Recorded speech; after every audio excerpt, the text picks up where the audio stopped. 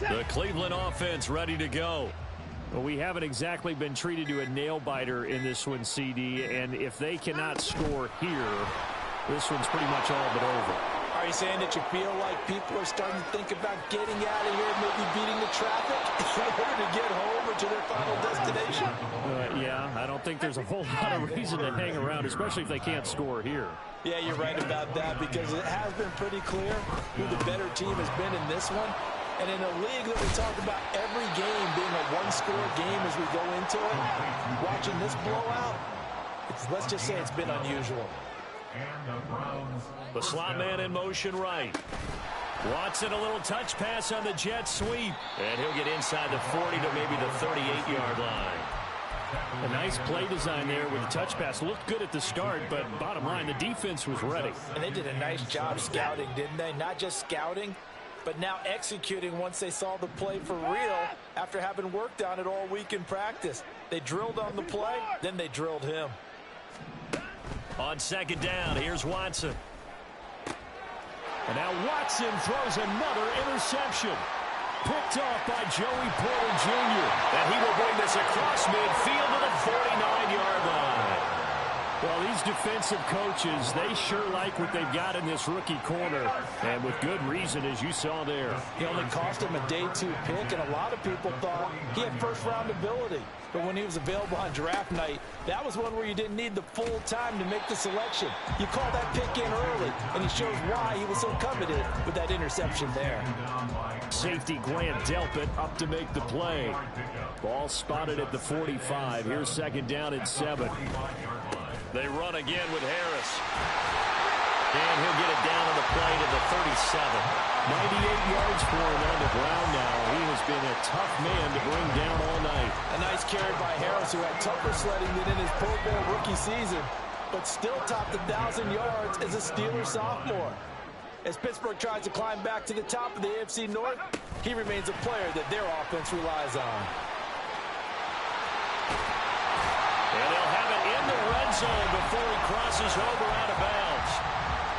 Now a timeout called for by the defense. It's just their first, so 2 remaining as they burn one here in this third quarter.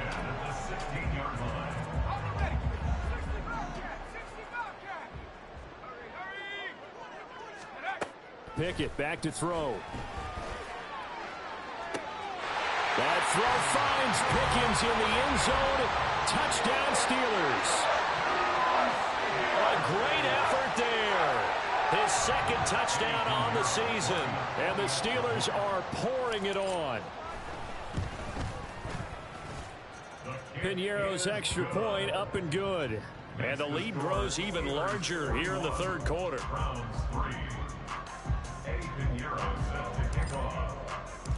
Now after the touchdown, here's Piñeiro to kick it off. On the return from his end zone is Grant. And deep in his own territory, he coughs up the football. And it's picked up by the Steelers. I'm starting to get the sense throughout the league that more of the special teams coordinators give their guys the green light to bring the ball out because everyone wants big plays to happen. I don't know if that philosophy will hold after that error there, turn it over that deep in their own territory. Do guys go rogue there a lot based on feeling? I think a lot of them just sense that they can make a play and make a huge one. And he's in. Touchdown, Steelers. Najee Harris from 17 yards out. And the Steelers get another third quarter touchdown to add on to that lead. Piñeiro's extra point up and good. And the lead grows even larger here in the third quarter. Now after the touchdown, here's Piñeiro to kick it off. On the return from his end zone is Grant. And that decision to bring it out ends up not being a good one. Cost him about 5 yards as he's tackled at the 20.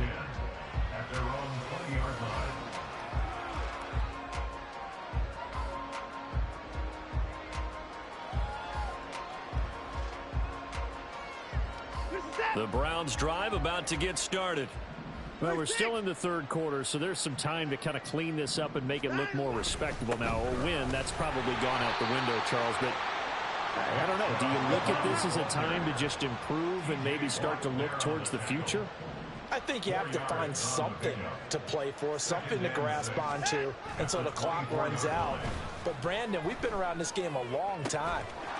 This is an outlier. You don't get many blowouts like this no matter how the game looks on paper going in. This one has turned out to be everyone's worst nightmare realized.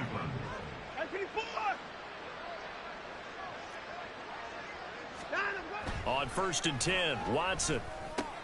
Out to the left, he's got his tight end, Akins. Obviously, this has not been a banner game throwing the football. So what you got to do, you got to kind of down focus, don't you think? Find the tight end, take some easier completions. Yeah, interception last drive. There he hits the reliable target. And he'll only get a yard, maybe 2, up to the 46. So they'll get a little extra time to come up with his 3rd down play as we've played 3 quarters. You're watching the NFL on EA Sports. Back now in Pittsburgh. And this is a blowout so far as we get set for the 4th quarter. A very one-sided affair. The offense on 3rd down tonight, just 1 for 5 to this point. This is 3rd and 7. Watson now to throw. Work in the middle of the field, and he's got a man complete. And they're going to have themselves another 1st down as the tackle's made at the Steelers' 26. Watson. Looking middle, and it's incomplete.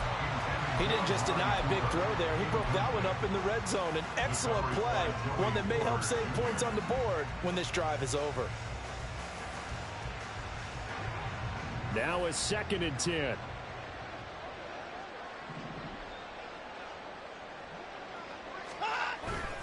Now they return to the ground game. Chubb down right around the 25. They do get a yard there, but only a yard. Leaves him with 3rd and 9 looming. Defensively, we always know that he is tough in run support, and I think the way that he gets there is he understands what an offense is going to do before the ball's even snapped. A great job of scouting prior to the game, then reading, reacting, and taking the right path to the ball carrier. Here's Watson. Under pressure, and down he goes. They sack him back at the 36. He could not get away that time, and it'll be a loss of 11 on 3rd down.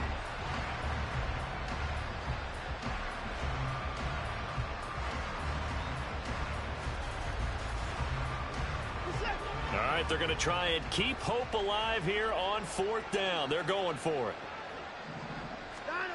Got to try it here. He's back to throw. He's got his target. That's complete. And he's going to pick up the Browns' 1st down. And they convert in style right there. A big play on 4th and long.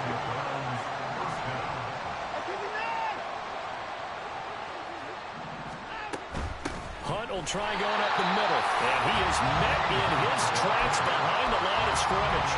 Cameron Hayward getting upfield to make the stop. I think this offense, specifically this running game, they're going to have to find a way to turn the page because they haven't found a way to run it effectively thus far, and it's cost them.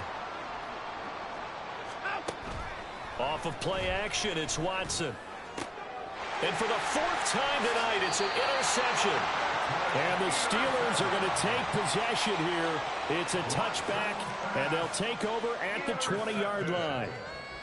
The Steelers take over 1st and 10. The Pittsburgh offense at the line to start their next drive.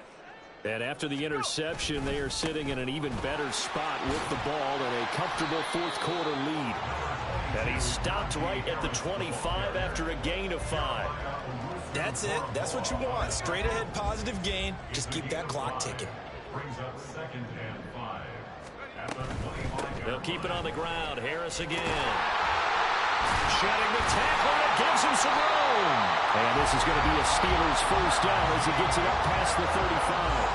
It carries like that. That's how they're going to continue to salt this thing away here, Charles, in the 4th quarter. Yeah, how about that? A new set of downs. Clock continues to move.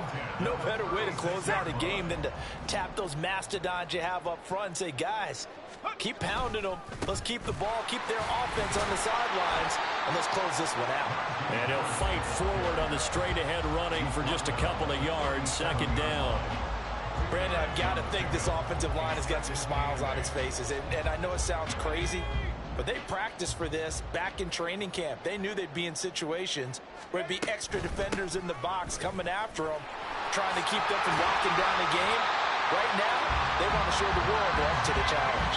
144 yards on the ground for him now as he has gotten better, really, as the night's gone on. No doubt those are the types of carries they're looking for here, Charles. The lead in the fourth quarter. This is when coaches that have a reliable running game, they breathe a little easier on the sideline. Yeah, they love the idea that they can take the air out of the football at this point of the game. That means they're really counting on that offensive line, counting on the runners, taking care of the football. Because you're going to tell your quarterback, hey, no time to be a hero. We're not going to throw it here. Just eat up that clock. And if you have the ball, they can't score. He'll lose a yard there, and it's 2nd and 11. Just 2 minutes remaining here in the fourth quarter of what has been a one-sided affair. So the Steelers with the football as we get you reset. They've got a second down now as they look to salt this one away. On second down, this is Harris. And he's going to take this across the 50 into Browns territory. 7 yards on the carry. Make it 3rd and 4 coming up. And he continues to pile up the yardage. That puts him over $150 now. And this defense has really had its problems trying to keep him contained. They'll go with a touch pass here, trying to pick it up. Oh, that is well read defensively. A great job of setting the edge, and that little touch pass is going to turn into a loss. The Steelers send out their punter now, as he should be able to pin him back deep here with his first punt.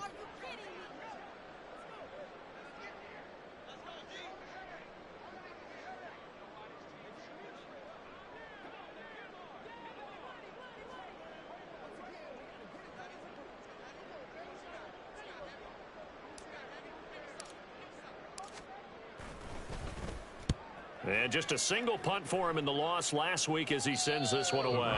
And for an offense that is struggling, this is not where you want to start from. Great punt. Fantastic punt. And for all those who wonder, what do punters do during the course of practice each and every day? The best ones do what we just saw there. Work on positioning the football and helping their team. The Cleveland offense ready to go. Where we stand right now in the fourth quarter, this one pretty much out of reach. And, Charles, I know they're going to be disappointed about several things with this ball game, but the self-inflicted wounds, they've had several turnovers. You would have to think that's going to be something they're going to discuss heavily in the film session in the coming days. You're absolutely right about that, partner, because they're going to have to sit in that film room and watch every error that they made and figure out how to not do it in the future. And mentally, I think a lot of the guys are already starting to think about, okay, how do we put this behind us and get better for the next time out? This, they'll use as motivation for the rest of the time that they play to hopefully never be in this type of situation again. Work to do here to avoid falling to 1-1, but this is 1st and 10 right now.